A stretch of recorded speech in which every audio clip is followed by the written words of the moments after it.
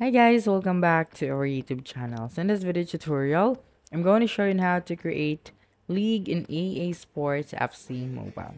The first thing that you'll need to do is to tap on the Leagues option at the bottom. So as you can see, I cannot press this one since I'm still on level 4, so you have to reach level 13. But still, I'm going to show you how. So just click on it, and then at the top right corner of your screen, just tap on the Create League option. Then here, choose your logo. You just tap on the pencil icon and then scroll down until you see the logo that you want to use. Now enter your name and then the description as well. Then right after that, you can put here the required fans, the minimum, the max.